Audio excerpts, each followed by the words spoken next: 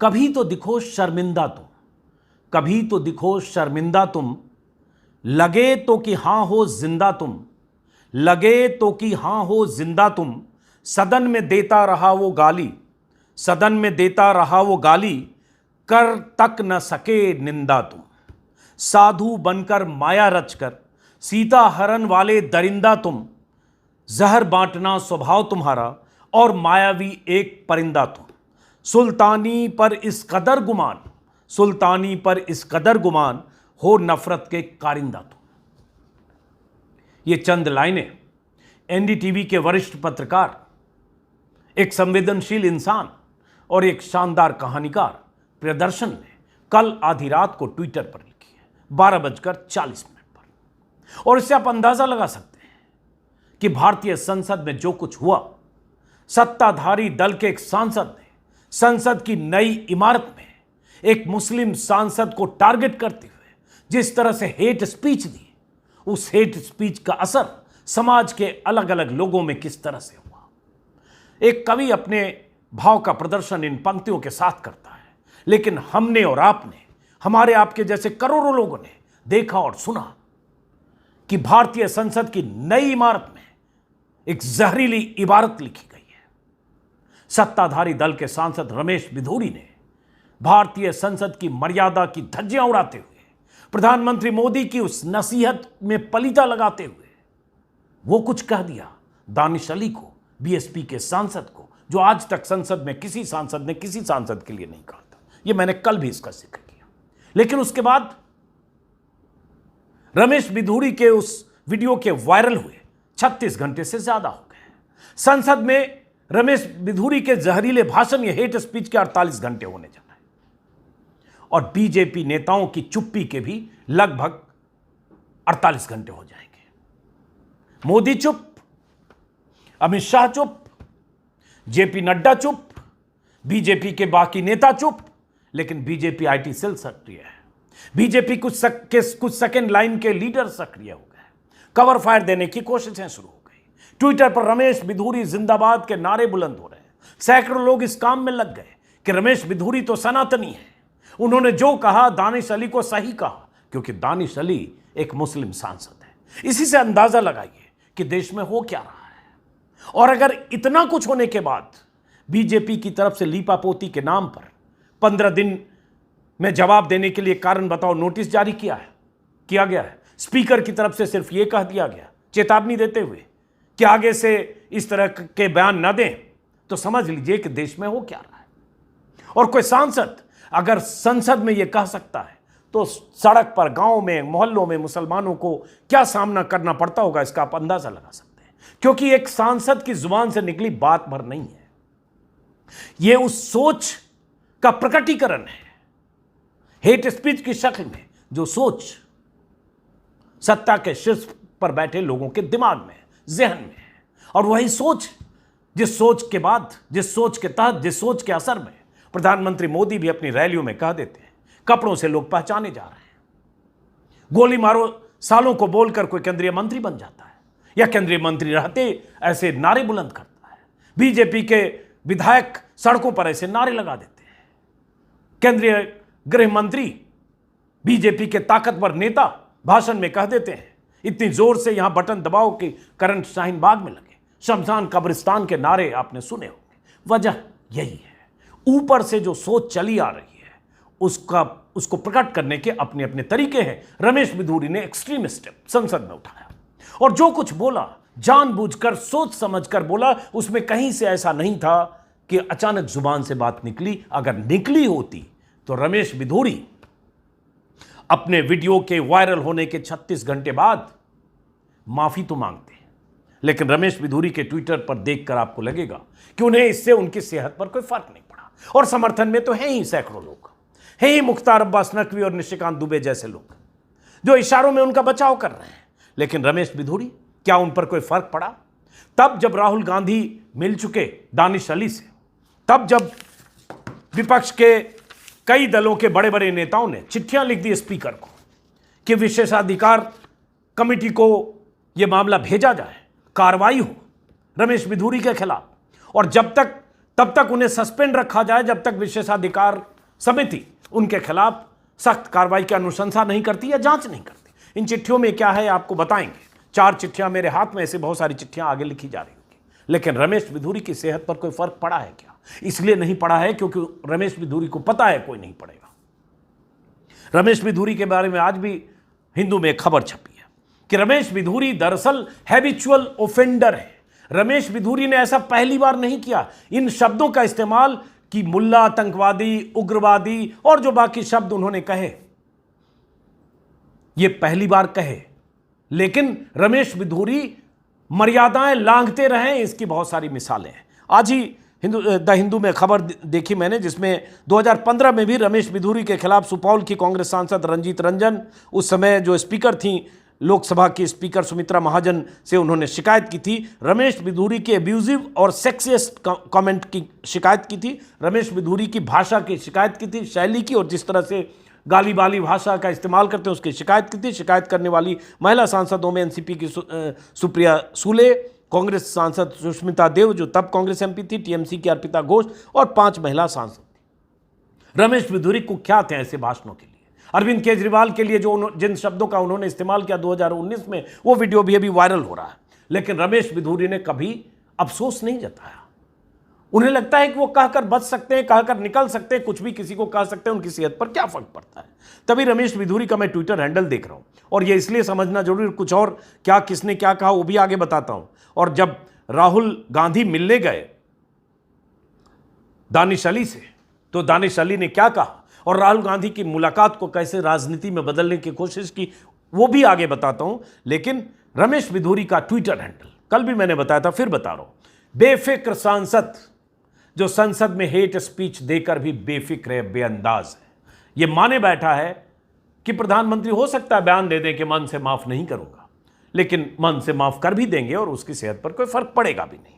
रमेश बिधूरी ने कल शाम जो वक्त गुजारे हैं, जब दिन भर ट्विटर पर यह सब ट्रेंड हो रहा था, रमेश बिधूरी के नफरती बयान पर सैकड़ों हजारों ट्वीट किए जा रहे थे, विपक्षी नेताओं के लगातार बयान आ रहे थे, तब रमेश बिधूरी साहब रात को 10:42 पर एक ट्वीट करते हैं।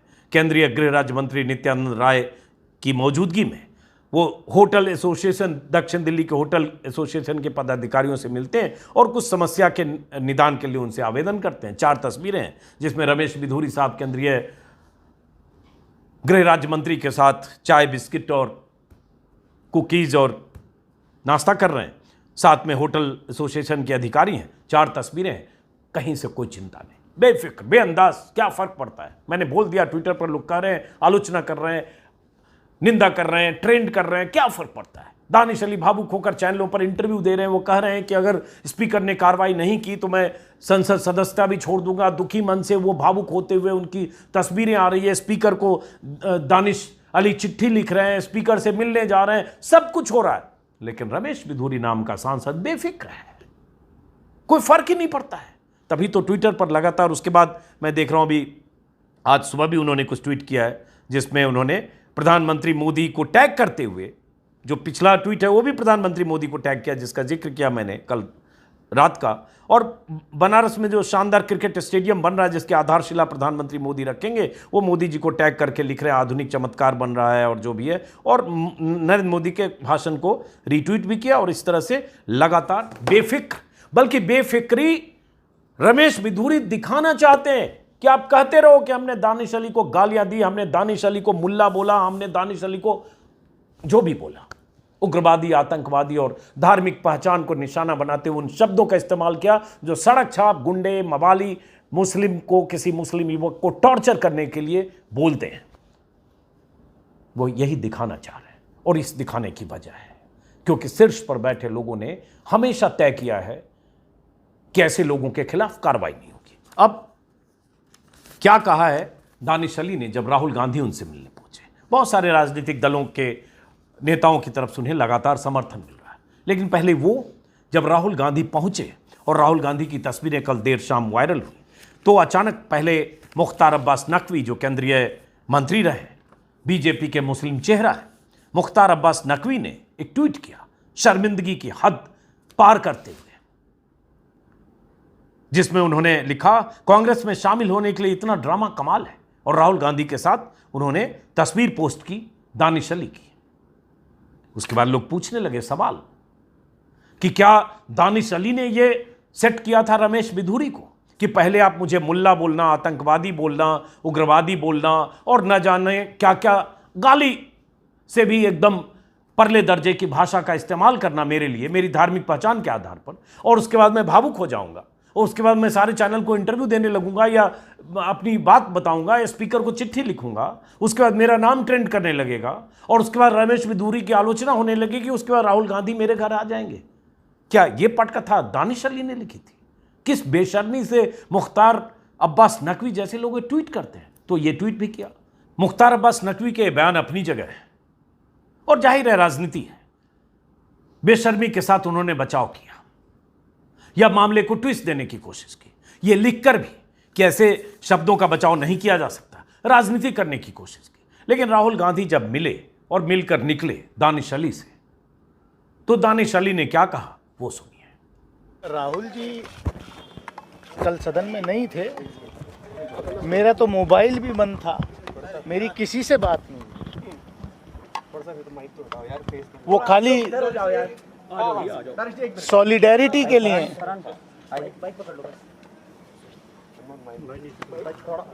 मेरा हौसला बुलंद करने के लिए वो यहाँ आए कि अपने आप को अकेला मत समझिए। इस देश के का हर वो व्यक्ति जो देश के लोकतंत्र में विश्वास रखता है वो आपके साथ खड़ा है। निशिकांत दुबे का भी एक सुबह का ट्वीट देख रहा हूं, उन्होंने एक कवर फायर देने की कोशिश की। और जैसा कि मैंने कहा, बहुत सारे ऐसे सनातनी लोग सक्रिय हो गए हैं जो रमेश बिधूरी के समर्थन में ट्रेंड चला रहे हैं और लिख भी रहे हैं कि रमेश बिधूरी की गिरफ्तारी के लिए जो लोग ट्रेंड चला रहे हैं, सुन बे तुम्हारे चीखने चिल्लाने से घंटा फर्क नहीं पड़ेगा, हम राष्ट्रवादी हिंदू रमेश बिधूरी सर के साथ हैं। ऐसे लोग, हजारों लोग ट्वीट कर रहे हैं और यही ट्वीट और यही समर्थन रमेश बिधूरी को लगता है कि कोई फर्क नहीं पड़ेगा और ये एक ट्रेंड है। तो इसलिए मत समझिए कि संसद में रमेश बिधूरी ने कुछ कह दिया। जो गली मोहल्ले में होता है यही सेट किया जा रहा है, यही नफरत भरी जा रही है, यही सोच भरी जा रही है। उस सोच को एक सांसद ने खुलकर संसद में कह दिया तो कह दिया, बेफिक्र है। अब सुप्रिया श्रीनेत बीजेपी के सांसद के बयान पर उन्होंने कल रात एक वीडियो जारी किया। मैं चाहता हूं वीडियो भी दिखाऊं, लेकिन उससे पहले यह भी बता दूं, प्रधानमंत्री मोदी का वो बयान संसद में, संसद की गरिमा का बखान करते हुए भाषण, जिस भाषण में उन्होंने कहा यहां जो व्यवहार करेगा उसी से तय होगा कि कौन इधर बैठेगा कौन इधर बैठेगा।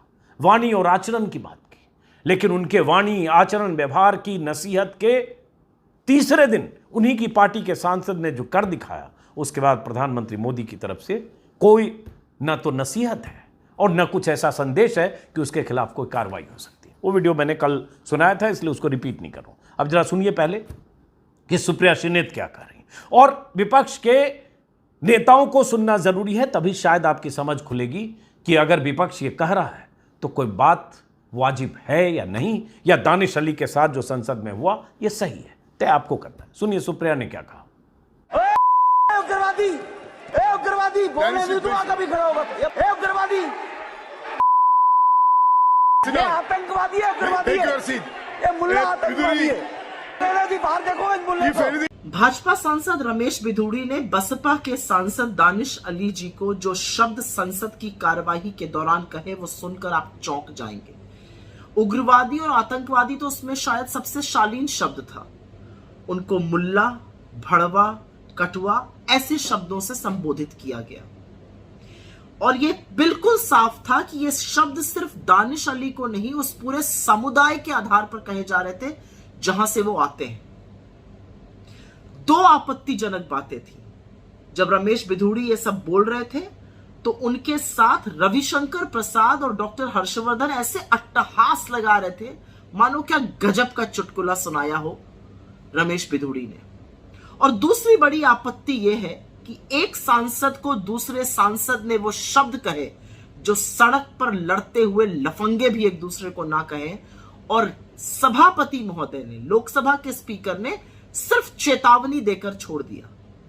निलंबन का इससे ज्यादा बेहतर और बड़ा दूसरा कोई कारण नहीं हो सकता है ओम बिरला जी। ये तो अग्नि परीक्षा आपकी भी है कि आप कितने वफादार हैं उस कुर्सी के लिए जिस पर आप बैठकर सदन का संचालन करते हैं। आप सदन के सभापति हैं, नजीर बनाइए और ऐसे व्यक्ति को हेट स्पीच बोलने के लिए निकाल बाहर करिए सदन से। आज के तमाम अखबारों ने यह खबर विस्तार से छापी है, जिस तरह से संसद में, तमाम अखबार मतलब कई अखबारों में, लेकिन एक अखबार द टेलीग्राफ है, उसने जिस ढंग से आज हेडलाइन छापी है, जो हमेशा टेलीग्राफ करता है, सरकार को, मोदी की सत्ता को जिस तरह से आईना दिखाता है, कम शब्दों में वो बात कह देता है, वो मारक हेडलाइन जो किसी अखबार में कभी होती नहीं है, या कहें किसी अखबार के बूते की भी बात नहीं है। टेलीग्राफ ने सेंगोल, आपने सुना होगा सेंगोल, जब प्रधानमंत्री मोदी संसद की नई इमारत का उद्घाटन कर रहे थे, सेंगोल धारण किया था, राजदंड, जो न्याय और राजधर्म का प्रतीक होता है। राजदंड धारण करने वाला शख्स राजधर्म का निर्वाह करता है, इसलिए राजदंड दिया गया था। पूरे उत्सव के साथ, तामझाम के साथ राजदंड पंडितों, पुरोहितों की मौजूदगी में प्रधानमंत्री मोदी ने धारण किया था। लेकिन वो प्रतीक एक तरफ और संसद में सत्ताधारी दल के सांसद का बयान दूसरी तरफ, और इन्हीं दो प्रतीकों का इस्तेमाल करके द टेलीग्राफ ने आज की हेडलाइन, जो पहली हेडलाइन है, एक शब्द है, शेम गोल। शेम मतलब शर्म, शेम गोल, और उसके नीचे सेंगोल की तस्वीर है जो पीछे के हिस्से में डिस्टॉर्टेड है, एक ऐसे तीर जैसा बनाया हुआ है। नीचे टेक्स्ट है, the day the symbol of justice and good governance was twisted out of shape in the August house. वो दिन जब गुड गवर्नेंस और जस्टिस का जो सिंबल है सेंगोल, उसे ट्विस्ट कर दिया गया इस गरिमापूर्ण हाउस में। और उसके बाद विस्तार से द टेलीग्राफ ने आज खबर छापी है, जिसमें रमेश बिधूरी की तस्वीर है, संसद में वही हेट स्पीच देने वाली, और उसके बाद बगल में दानिश अली और राहुल गांधी के गले मिलने की तस्वीर है। और ये इन सब के बीच ऐसी हेडलाइन छप जाए, ट्विटर पर हजारों लोग लिख दें, विपक्षी दलों की तरफ से ऐसी चिट्ठियां स्पीकर को लिख दी जाए, अभी तक कार्रवाई के बारे में कुछ पता नहीं। विपक्षी दलों का कहना है कि इस सांसद के खिलाफ, हेट स्पीच देने वाले रमेश बिधूरी के खिलाफ प्रिविलेज कमेटी कार्रवाई करे, जांच करे और सस्पेंड किया जाए जब तक जांच रिपोर्ट ना आए। तो चिट्ठी लिखी अधीर रंजन चौधरी ने, जो संसद सदस्य हैं, नेता लोकसभा हैं कांग्रेस के, और अपरूपा पोद्दार जो टीएमसी की सांसद हैं, कनिमोजी जो डीएमके की सांसद हैं, इन सब ने स्पीकर को चिट्ठी लिखी है। सुप्रिया सूले ने भी लिखी है। अधीर रंजन चौधरी की चिट्ठी का अगर वो हिस्सा जो बताऊं, जो अधीर रंजन ने लिखी है स्पीकर को, जिसमें उन्होंने कहा है, never in the history of parliament have such words been used against a member of a minority community and that too in the presence of the honourable speaker. आज तक पार्लियामेंट के इतिहास में अल्पसंख्यक समुदाय के किसी सांसद के खिलाफ स्पीकर की मौजूदगी में ऐसा कोई कमेंट नहीं किया गया है, या ऐसी किसी भाषा का इस्तेमाल नहीं किया गया है। Although you have warned the member Ramesh Bidhuri and expunge the uncouth words such as, repeat करूं जो लिखा है, सब लोग वैसे बोल ही रहे हैं, सुप्रिया शिनेत की आवाज में सुना होगा, लेकिन चलिए वो वर्ड मैं अपनी जुबान से नहीं बोलता हूं, मुल्ला, आतंकवादी और बाकी चीज, that where used by him against Danish Ali, ये उन्होंने कहा है। और उसके बाद उन्होंने ये मांग की है, it would only be appropriate to have the matter examined in detail by the privilege committee and punitive action taken against the member Ramesh Bidhuri. जांच हो और उनके खिलाफ सख्त कार्रवाई हो। क्या कार्रवाई हो सकती है, विशेषाधिकार कमेटी क्या कार्रवाई कर सकती है, इसके बारे में विस्तार से मैं चाहूँगा कुछ देर में एनके सिंह, जो संविधान और ऐसे मामलों के विशेषज्ञ हैं, एक उनका वीडियो देखेंगे जिसमें आपको पता चलेगा। ये आप जानते होंगे कि संसद में अगर कोई ऐसा भाषण हुआ, ऐसी बात कही गई, चाहे हेट स्पीच हो, बयानबाजी हो, गाली हो, उस पर बाहर कोई FIR दर्ज नहीं हो सकती, क्योंकि संसद के दायरे में, हाउस के अंदर जो कहा गया उसके लिए स्पीकर तय करते हैं क्या सजा हो और कितनी सख्त सजा हो, स्पीकर के अधिकार हैं। तो यहां देखना होगा कि स्पीकर क्या करते हैं। लेकिन उसके बाद बात आती है पार्टी पर, कि पार्टी क्या करती है। पार्टी क्या ऐसे मामलों में चुप रहेगी जो हमेशा होता है? वैसे ही प्रधानमंत्री मन से माफ न करने के लिए अपने बयान देकर अक्सर उनके बयान का जिक्र होता है, जो प्रज्ञा सिंह ठाकुर के मामले में हो। तो क्या वो चुप्पी साधेंगे, मन से माफ न करने की बात कहेंगे, या एकदम सन्नाटा रहेगा? देखते हैं 15 दिन बाद रमेश बिधूरी क्या जवाब देते हैं। और क्या जवाब देंगे, कल भी मैंने कहा, ये इसमें जवाब देने की कोई बात नहीं। 15 मिनट काफ़ी होता है, 2 घंटे 3 घंटे का नोटिस काफ़ी था कि बताइए आपका ये बयान है, आपकी जुबान से निकला हुआ और संसद के कैमरे में रिकॉर्ड हुआ। ऐसा भी नहीं किसी ने स्टिंग ऑपरेशन किया कि आप कहेंगे किसी ने टेप फैब्रिकेटेड बना दिया, मैंने ये नहीं कहा, ये टेप को किसी ने एडिट कर दिया, कॉन्कॉक्टेड, ये भी नहीं कर सकते। वो संसद के कैमरे से लाइव टेलीकास्ट है, पूरी दुनिया ने देखा। राजनाथ सिंह ने वही माफ़ी मांगी, या संसद में जब ये सवाल उठा उन्होंने माफ़ी मांगी, ये भी खबर है। लेकिन अब सवाल उठता है कि इसके बाद बीजेपी क्या करेगी। सबकी नज़र प्रधानमंत्री पर है, और अगर बीजेपी सख्त कार्रवाई नहीं करती है तो सवाल ये उठता है कि आप वही सोच रखते हैं अल्पसंख्यकों के लिए, मुस्लिम्स के लिए, जो इस देश की बड़ी आबादी है, जो सोच अलग अलग बयानों में परिलक्षित होती है। चाहे योगी आदित्यनाथ अगर कहते हैं 80-20 तो, चाहे प्रधानमंत्री मोदी कहते हैं कपड़ों से पहचाने जाएंगे तो, जाते हैं तो, चाहे अमित शाह कहते हो, चाहे गोली मारो सालों को वाले कहते हो, चाहे प्रवेश वर्मा कहते हो, चाहे रमेश बिधूरी ने कहा, सबके शब्द अलग है, लहजा अलग है, मर्यादा तोड़ने की सीमाएं अलग अलग है, लेकिन सोच और प्रवृत्ति एक है। इसको आइडेंटिफाई करने की जरूरत है। हम आप समझते हैं, देखते हैं कोई कार्रवाई होती है कि नहीं। इस बीच निरपेंद्र सिंह एक आज तक के प्रोड्यूसर हैं, सीनियर जर्नलिस्ट हैं, मुझे नहीं पता कि उनके लिखने की बुनियाद क्या है। ट्विटर पर उन्होंने कल रात लिखा है कि रमेश बिधूरी क्या सिर्फ टोके जाने पर 1 मिनट में 11 गाली दिए थे। जवाब, निहायत गलत, गंदे, निचले छिछले शब्द बोलने के बाद 2 मिनट के भीतर एक सांसद ने आकर बिधूरी से सदन में ही कहा, थोड़ा दुर्योधन पर भी बोलो। इसके कुछ ही देर बाद दिल्ली के मुख्यमंत्री के लिए रमेश बिधूरी ने वो शब्द भी बोले जो कार्रवाई से हटा दिए गए। यानी वहां बैठे पक्ष के कुछ सांसदों को मजा आ रहा था, वो बिधूरी को शार्प शूटर, गाली शूटर के तौर पर देख रहे थे। अब इसके बारे में पता नहीं कि ये क्या हुआ, लेकिन ये वीडियो आपने देखा कि रमेश बिधूरी जब ये बोल रहे थे गाली गलौज, हेट स्पीच, तो पीछे हर्षवर्धन हंस रहे थे जोर जोर से। और हर्षवर्धन ने अपने बयान में सफाई दी कि मेरी छवि अलग बनाई जा रही है, मैं ऐसी चीज़ों की निंदा करता हूं, मैं कभी इसमें साथ नहीं होता हूं, लेकिन गलत ढंग से लोग मेरा नाम चला रहे हैं। लेकिन तस्वीरें गवाह, इसमें सफाई का कोई मतलब नहीं है। अगर चाहते तो हर्षवर्धन जैसे लोग जो वहां बैठे हैं, सीनियर मोस्ट लीडर्स में रहे, पीछे से ऐसे बोल सकते थे, वो भी कैमरे पर दिख जाता, बिधूरी साहब ऐसे आप नहीं बात कर सकते। बस बिधूरी पता भी चलता कि किसी ने टोका, लेकिन ऐसा है।